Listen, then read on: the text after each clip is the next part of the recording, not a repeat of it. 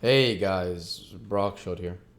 Back with you with the next video in our series, Great Expectations by Charles Dickens. Without further ado, returning to Great Expectations. "And how are you?" said Miss Havisham to Camilla. As we were close to Camilla then, I would have stopped as a matter of course. Only Miss Havisham wouldn't stop. We swept on, and I felt that I was highly obnoxious to Camilla. "Thank you, Miss Havisham," she returned. "I'm as well as can be expected." "Why, what's the matter with you?" asked Miss Havisham, with exceeding sharpness. "Nothing worth mentioning," replied Camilla. "I don't wish to make a display of my feelings, but I have habitually thought of you more in the night than I am quite equal to." "Then don't think of me," retorted Miss Havisham. "Very easily said," remarked Camilla, amiably repressing her sob.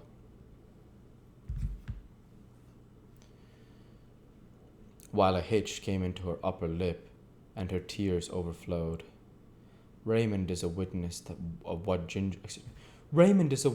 what ginger and sal volatile I am obliged to take in the night.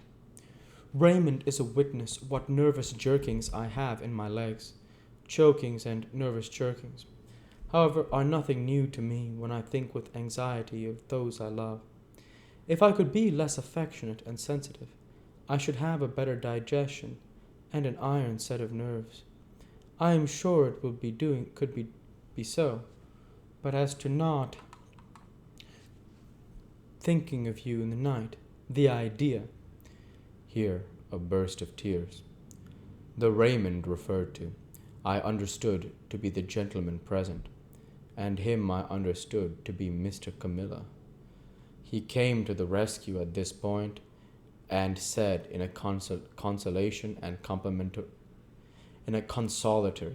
and complimentary voice, "Camilla, my dear, it is well known that your family feelings are gradually undermining you, to the extent of making one of your legs shorter than the other." "I am not aware," observed the grave lady, whose voice I had heard but once, "that to think of any person is to make a great claim upon that pocket, my dear." Miss Sarah Pocket, whom I now saw to be a little dry, brown, corrugated old woman, with a small face that might have been made of walnut shells, and a large mouth like a cat's without the whiskers, supported this position by saying, "No, indeed, my dear Hen. Thinking is easy enough," said the grave lady. "What is easier, you know," assented Miss Sarah Pocket. "Oh, yes, yes," cried Camilla, whose fermenting feelings appeared to rise from her legs to her bosom. "It's all very true. It's a weakness to be so affectionate, but I can't help it. No doubt my health would be much better if it was otherwise. Still, I wouldn't change my disposition if I could. It's the cause of much suffering, but it's consolation to know I possess it, when I wake up in the night." Here another burst of feeling. Miss Havisham and I had never stopped all this time, but kept going round and round the room, now brushing against the skirts of the visitors, now giving them the whole length of the dismal chamber. "There's Matthew," said Camilla, "never mixing with any natural ties. Never coming here to see how Miss Havisham is. I have taken to the sofa with my staylace cut, and have lain there hours insensible, with my head over the side, and my hair all down, and my feet I don't know where." "Much higher than your head, my love," said Mr. Camilla. "I have gone off into that state hours and hours. I have gone off into that state hours and hours on account of Matthew's strange and inexplicable conduct, and nobody has thanked me." "Really, I must say I should think not," interposed the grave lady. "You see, my dear," added Miss Sarah Pocket, a blandly vicious personage, "the question to put to yourself is, who did you expect to thank you, my love?" "Without expecting any thanks or anything of the sort," resumed Camilla. I have remained in that state hours and hours, and Raymond is a witness of the extent to which I have choked, and what the total inefficacy of ginger has been. And I have been heard at the pianoforte tuners across the street, where the poor mistaken children have even supposed it to be pigeons cooing at a distance, and now to be told. Here Camilla put her hand to her throat, and began to be quite chemical as to the formation of new combinations there. When this same Matthew was mentioned, Miss Havisham stopped me and herself, and stood looking at the speaker. This change had had great influence in bringing Camilla's chemistry to a sudden end. Matthew will come and see me at last, said Miss Havisham sternly, when I am laid on that table. That will be his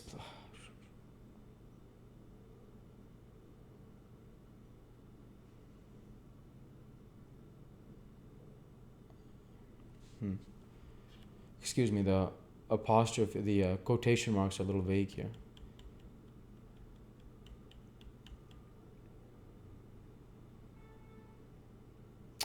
Okay. I'll try again. Matthew will come and see me at last, said Miss Havisham sternly, when I am laid on that table. That will be his place. There, striking the table with her stick, at my head, and yours will be there, and your husband's there, and Sarah Pocket's there, and Georgiana's there. Now you all know where to take your stations when you come to feast upon me. And now go! At the mention of each name, she had struck the table with her stick in a new place. She now said, walk me, and we went on again. I suppose there's nothing to be done, exclaimed Camilla, but comply and depart. It's something to have seen the object of one's love and duty for even so short a time. I shall think of it with melancholy satisfaction when I wake up. Excuse me, wrong voice again. It's something to have seen the object of one's love and duty for even so short a time. I shall think of it with a melancholy satisfaction when I wake up in the night. I wish Matthew could have that comfort, but he sets it at defiance. I am determined not to make a display of my feelings, but it's very hard to be told one wants to feast on one's relations, as if one was a giant, and to be told to go. The bare idea. Mr. Camilla interposing, as Mrs. Camilla laid her hand upon her heaving bosom. That lady assumed an unnatural fortitude of manner, which I suppose to be expressive of an intention to drop and choke when out of view, and kissing her hand to Miss Havisham, was escorted forth. Sarah Pocket and Georgiana contended who should remain last, but Sarah was too knowing to be outdone, and ambled round Georgiana with that artful slipperiness, that the latter was obliged to take precedence. Sarah Pocket then made her separate effect of departing with, "Bless you, Miss Havisham, dear," and with a smile of forgiving pity on her walnut-shell countenance for the weakness of the rest. While Estella was away lighting them down, Miss Havisham still walked with her hand on my shoulder, but more and more slowly, and she stopped before the fire, and said, after muttering and looking at it some seconds, "This is my birthday, Pip." I was going to wish her many happy returns when she lifted her stick. I don't suffer it to be spoken of. I don't suffer those who were here just now, or anyone to speak of it. They come here on the day, but they dare not refer to it. Of course, I made no further effort to refer to it.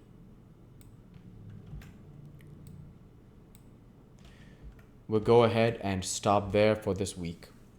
As usual, I want to say thank you for watching, and I hope you enjoyed. Please like, comment, and subscribe, as it greatly helps the channel. Light be with you all. Take care, and thanks again.